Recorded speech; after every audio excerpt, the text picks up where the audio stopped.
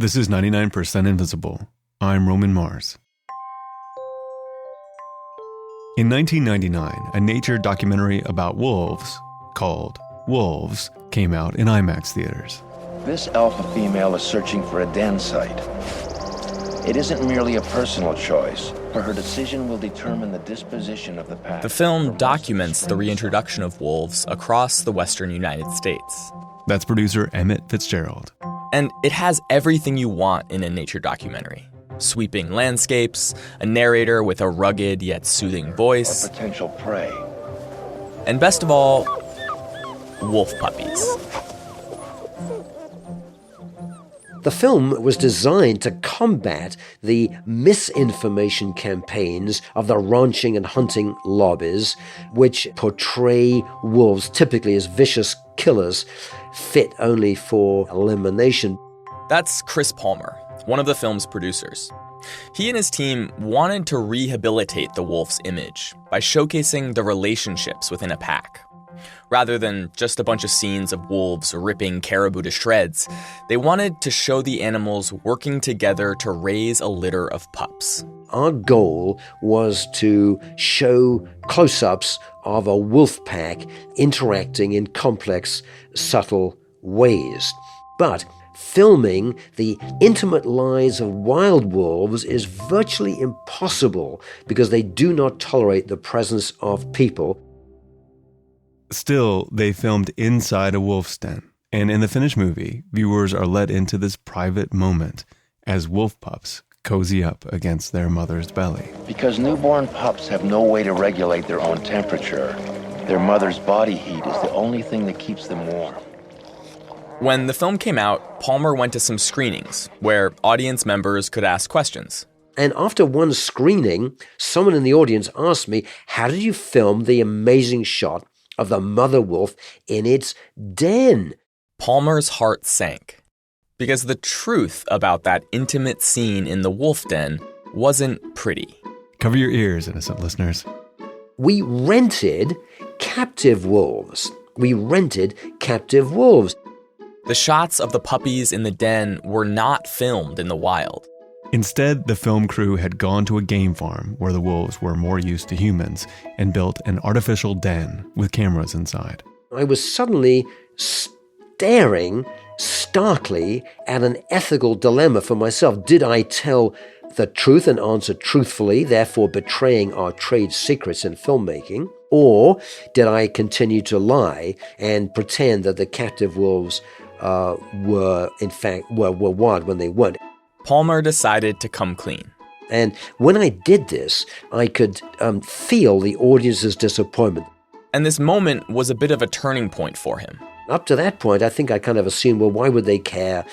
But they do care. People do care. When people watch documentaries, especially science-based documentaries, they are assuming they are seeing the truth. They are seeing things that are authentic and genuine and truthful. And when they find out that is not the case, they get very upset. Of course, there's some level of illusion in all filmmaking. You're editing footage to form a narrative. Psst, we do this in radio too. But illusions in nature documentaries exist on a spectrum. In some cases, these illusions help tell the truth about animals. But in others, not so much. On the far end of that truth spectrum, over toward the straight up false end, is a film called White Wilderness. I still remember watching White Wilderness as a child when I was about 11 years old. It was a documentary produced by Disney in 1958 about the high Arctic. In this land of many mysteries, it's a strange fact that the largest legends seem to collect around the smallest creatures. One of these is a mousy little rodent called the lemming. In one scene, a herd of tiny lemmings approaches a rocky cliff along the ocean. They reach the final precipice. This is the last chance to turn back. The little furballs peer over the edge, and then... Yet over they go, casting themselves bodily out into space. They hurl themselves off the cliff and into the water below. The narrator tells us that most have survived the plunge, but then they begin to swim towards the horizon. But gradually strength wanes. Determination ebbs away. and soon the Arctic Sea is dotted with tiny bobbing bodies. It's dramatic stuff. Except this entire sequence was staged. The producers went to the Arctic, bagged up a bunch of lemmings, and flew them to this cliff along a river in Alberta. And they put them on a turntable that you don't see in the film, and they threw them off the cliffside into the water and filmed it. And lemmings don't actually hurl themselves off cliffs. Some lemming species do experience dramatic fluctuations in population size, leading to some creative 19th century hypotheses about what might be going on. But the idea of a mass lemming suicide ritual is entirely apocryphal. White Wilderness didn't invent the lemming suicide myth, but it certainly helped to spread it. The film was seen by millions of people. It even won the Oscar for Best Documentary. Everybody has learned that from that film and been misled by it. So what we put in these films is important, and that means it's so important that they are made not only entertainingly, but made accurately and ethically, because they do have an impact. The lemming scene is an especially egregious example of dishonest filmmaking. But smaller acts of deception happen all the time. And after his experience with the Wolf documentary, Chris Palmer started looking into this stuff. He found filmmakers luring sharks closer to the camera by dumping buckets of fish guts into the ocean, and a producer using CGI to edit a sea otter into a shot. Palmer is particularly bothered by filmmakers that harass animals to try to get them to do something exciting.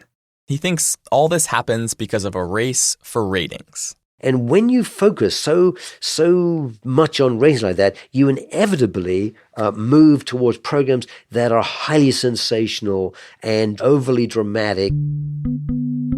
A lot of Palmer's criticisms have to do with the visual side of filmmaking, but any conversation about the accuracy of nature documentaries inevitably ends up on the topic of sound. That's because in most wildlife films, the sounds you hear were not recorded while the cameras were rolling. Which makes sense if you think about how different the two technologies are. Most filmmakers use really long telephoto lenses to film animals from a safe distance. But there's no sonic equivalent of a zoom lens. For good audio, you need to get a microphone really close to the source of the sound, which can be difficult or dangerous to try and pull off while the cameras are rolling. You can't just walk up to a lion and clip a lapel mic on its mane. And so many of the subtle movement sounds, a chimpanzee rustling through leaves or a hippo squelching in the muck, they don't come from animals at all. They're made by Foley artists. So a Foley artist's job is to basically perform all that movement sound for a film, essentially. This is Richard Hinton. Yeah, I sit in this windowless room, watching a television, making weird sounds for animals. Hinton performs in a studio with trap doors in the floor. And underneath the floor you have 6 pits, each filled with a different material. He says Foley artists spend so much time playing around in these pits that they call each other pit monkeys. There's one gravel, one's filled with sand, one's full of dirt, one's kind of dirt and grass, and then one's a solid stone slab. Each pit is mic'd up for high-quality sound. Hinton watches a silent version of the scene on an HD screen, and he tries to match the movement of the animals. Usually I'm sat on the floor, cross-legged, and I'm kind of leant over the pit, so I can control my weight and the amount of weight that I'm putting into the movement. He starts with the feet. As the animals move, he tries to match their footfalls with his hands. When you're Foleying animals, you usually use your hands rather than your feet because you have more control. If it's hooves, I'll use the tips of my fingers and I'll really drive them into the surface so you get that hard attack. If it's something like a lion, then I'll use the flat of my fingers and you get a more paddy, kind of stealthy, kind of stalking kind of weight to it. Hinton has been doing Foley for years and has worked on many big nature documentaries, including Planet Earth 2. With all that practice, he says he can often get it right in just a single take. I've been doing it long enough now to know, that point at which a cheetah's about to go from a stalk to a sprint because of its shoulder movement and just the way it pins its ears back. And, the more of this stuff that that you do, you start picking up on these little visual clues that all wildlife gives you in terms of what it's about to do with its behavior. So many wildlife films focus on the exact same cast of marquee species, like elephants, leopards, crocodiles, that Hinton rarely comes across footage of an animal he's never Foleyed before. When you first come across something you haven't done, you do spend a couple of minutes just watching the footage through, seeing, right, okay, well, how is this thing moving? How, what's its rhythm? How do its shoulders work in relationship to its feet? For more complicated sounds, Hinton has a giant storage area full of materials he's hoarded over the years. Sheets of metal, pieces of rubber, different types of rope. We've got a couple of old wetsuits. He takes out a couple of items to demonstrate. In front of me right now, I have some bat wings, which was actually just a pair of old gloves. Interestingly, if you use the fingertips, you get bat wings. If you flip them over and use the bit you put your hand in, you get pigeon wings. To mimic the sound of an animal walking on snow, Hinton uses a bag of dried custard. When he squeezes the bag, you get that fresh snow crunch. Sometimes he brings in natural materials from the outdoors. The studio has a big garden, and in the summer, Hinton will harvest different plants to use in his recordings. The winter, though, can be more challenging. What we'll quite often do is we'll use some old tape. Here I have a combination of some old 1/4-inch tape, some old VHS tape. It's quite good for kind of leaf canopy work. For example, if you have something like a baboon or a chimp and they're clashing about in a treetop,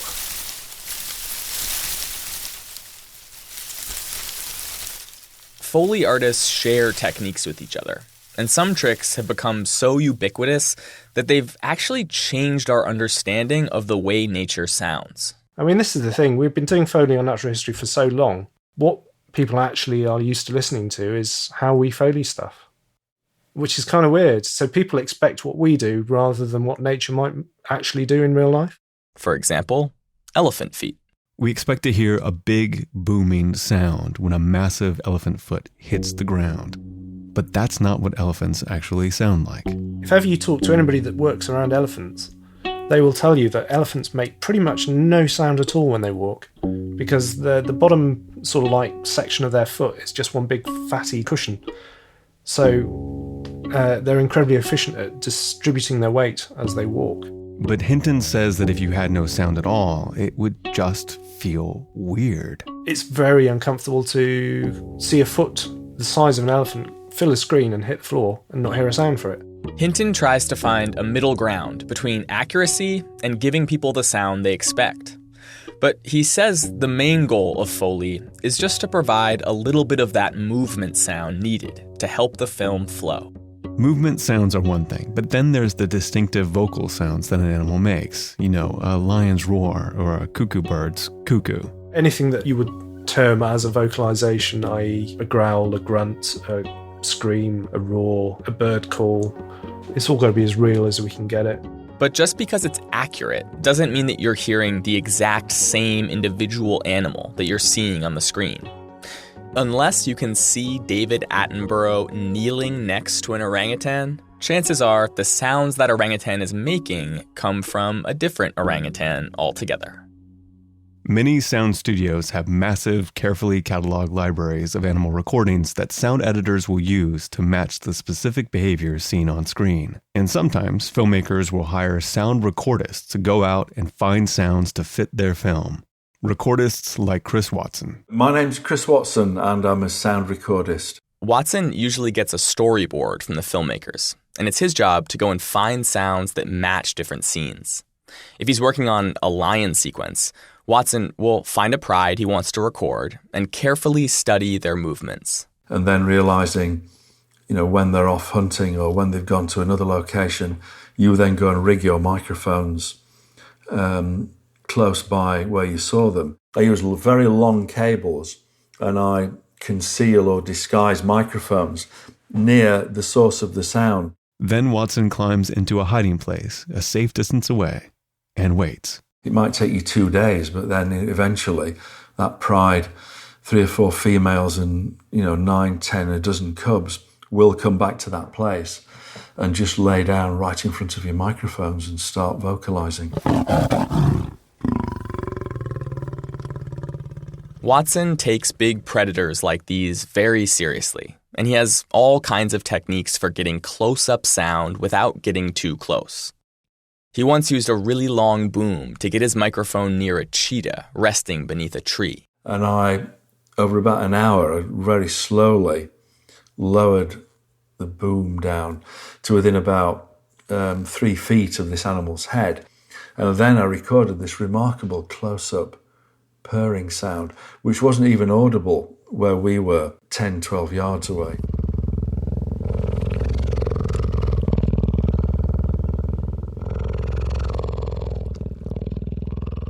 Watson also records lots of ambient sounds, and then he sends it all to the editors who carefully piece together an accurate soundscape. In the final product, it looks like the vocalizations are coming from the animals on screen. When he can, though, Watson does try to record sound while the cameras are rolling. Synchronous sound is not impossible, he says, and it can bring a special kind of realism to the film. In the BBC documentary The Life of Birds, the director asked him to mic up a bunch of trees and bushes where he knew songbirds liked to sing at dawn. And it worked. The birds showed up right on cue and sang right into his tiny microphones as they filmed. In the early morning light, you could see the birds' breath as they exhaled from the song. Recording synchronous sound is much easier with bluebirds than, say, polar bears, but Watson wishes it happened more. He says that, in general, producers prioritize sights above sounds. They'll spend millions of dollars sending camera people all over the world to get that special shot, and then just worry about finding the right sound later on. Sometimes, though, recording the sound separately can actually enhance the accuracy of the soundtrack. In the BBC documentary Life in the Undergrowth, the filmmakers wanted to showcase this bizarre behavior of the Alcon blue butterfly caterpillar. Wood ants mistake these caterpillars for their own larvae and carry them underground to the ant colony. Once inside, the caterpillars do something remarkable. They stridulate an internal organ. I think it's about 300 hertz. I had to look up stridulate, too. It means to make a shrill sound by rubbing the legs, wings, or other parts of the body together. In this case, it's the caterpillar's attempt to mimic a hungry baby ant. This sound stimulates the ants to feed the caterpillar. So it's cross-species communication, which is actually something very special in the first place. The filmmakers would destroy the ant nest if they tried to film this in the wild, so they established a colony inside a film set and filled it with tiny periscope cameras. And to capture the sound, Chris Watson used what's called a particle velocity microphone, which can record extremely quiet sounds. And I had to go into a BBC radio studio, very, very, very quiet place. And I had a selection of these caterpillars, which are then placed on this particle velocity microphone, about the size of imagine like a pea, that sort of diameter, but it's flat. This animal was placed on top and eventually produced this vibration, which I recorded. One of the most astonishing sounds and bits of behaviour that I've ever witnessed. But it would have been impossible to record it under wild conditions, as indeed it was impossible to film the behaviour under wild conditions. Both Chris Watson, the sound recordist, and Richard Hinton, the Foley artist, work to give us accurate and satisfying sounds, albeit in different ways. But Watson says there's something inherently artificial in the process of making nature films. Nature documentaries are not reality. It's the creation of an illusion, like any other piece of entertainment. But a lot of viewers get upset when they find out that their favorite nature documentary isn't totally real. Richard Hinton, the Foley artist, says he gets reactions like this all the time. You know, when I tell people what I do for a living, people are either fascinated or they want to punch me in the face. Don't punch Richard Hinton in the face. I cannot stress this enough, people. Discovering all the work that goes into the final product should not tarnish it. Nature documentaries are still movies, and they need a little movie magic, just like any other film. Chris Palmer, the filmmaker from the beginning of the story, says the most important thing is that the movie magic is being used to tell the truth. He actually thinks that renting wolves like he did to show viewers how they behave in their dens was probably fine. Palmer says if he had to do it over, he'd likely do it the same way, but make it clear to the audience somehow that the scene was not recorded in the wild. Palmer thinks a lot of documentary filmmakers are doing their best to bring us accurate representations of animals in the wild. But he does see one big problem. Even some of the best work out there fails to acknowledge human impacts on ecosystems. Which is giving the impression that we don't have any environmental challenges. Palmer says that a lot of nature documentaries these days show animals as if they live in some magical fantasy world, completely divorced from human civilization. There's no shots of the nearby city or the coal mine that's encroaching on habitat. You know, you watch the shows and you think there was nothing wrong with the world, nothing wrong. Which is its own form of deception. When you make a film about the natural world, to omit any mention of the environmental challenges faced by that natural world is misleading. But Palmer still believes in the power of good filmmaking. He thinks that if we want to solve big environmental challenges like species extinction and climate change, we need compelling, true stories about nature. And to tell a true story, sometimes you need a little fakery. 99% Invisible was produced this week by Emmett Fitzgerald with Sharif Youssef, Delaney Hall, Avery Trufelman, and me, Roman Mars. Katie Mingle is our senior editor, Kurt Kolstad is the digital director, and Taryn Mazza is the Baroness. All the music was composed by Sean Rial. We are a project of 91.7 KALW in San Francisco and produced on Radio Row in beautiful downtown Oakland, California. Support is provided by ZipRecruiter. Are you hiring?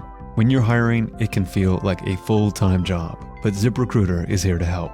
Find the best candidates and get that perfect hire by posting your job on all the top job sites. With ZipRecruiter.com, you can post your job to 100+ job sites, including social media networks like Facebook and Twitter, all with a single click. You can find candidates in any city or industry nationwide. Just post once and watch the qualified candidates roll into ZipRecruiter's easy-to-use interface. There's no juggling emails or calls to your office. Quickly screen candidates, rate them, and hire the right person fast. Find out today why ZipRecruiter has been used by Fortune 100 companies and thousands of small and medium-sized businesses. And right now, my listeners can post jobs on ZipRecruiter for free by going to ZipRecruiter.com/99. That's ZipRecruiter.com/99. One more time. Try it for free. Go to ZipRecruiter.com/99. Support is provided by Squarespace. Every once in a while, I get this urge to start something new. There's this creative energy when you're starting a new project that cannot be beat. If you're at that stage and you're ready to take over the world, it's time to make your next move with a beautiful website made with Squarespace. They have very pleasing, award-winning templates for your website and online store that just work and look good. There's nothing to install, patch, or upgrade ever, so you can focus on the parts of the project you really want to focus on. But if you ever need any help, Squarespace provides kind, extremely non-judgmental 24/7 customer support. For a free trial and 10% off your first purchase, visit squarespace.com/invisible. Support for 99% Invisible comes from Article. Patio season and warmer weather are just around the corner, and Article has launched a new collection just in time for summer entertaining. The collection includes furniture made from proven, outdoor-friendly materials like teak, solid acacia wood, granite, galvanized steel, and rattan. Many of the pieces are versatile enough to work both indoors and outdoors and can suit a variety of styles like bohemian, industrial, and mid-century. The outdoor collection has dining tables with matching chairs, lounge chairs, coffee tables, and poofs. And as always, a flat delivery rate of $49 applies to all Article orders, regardless of size. Even if you're just kind of like thinking about getting new furniture right now, I encourage you to take a look at their website because it's really beautiful stuff. Visit www.article.com/99pi to get $50 off your first purchase of $100 or more. Hey, so I'm going to be at the TED conference next week, so we're not going to release an episode. We're just going to take a week off. So this is a good opportunity for you to go through the back catalog and just pick one at random. Just try it out. And if you like it, share it with somebody. We are a proud founding member of Radiotopia from PRX, supported by listeners just like you. And when I meet you, you guys always show me your coins, which is very, very sweet. And the Knight Foundation. There are still tickets available to the Radiotopia Live West Coast Tour. Portland and San Francisco are all sold out, but Seattle and LA are still available. You will be so mad at yourself if you miss this. Go to radiotopia.fm/live for tickets. You can find the show and like the show on Facebook. I tweet at Roman Mars. The show tweets at 99pi.org. We're on Instagram and Tumblr too. But if you want to know what the word scarchitecture means, you have to go to 99pi.org.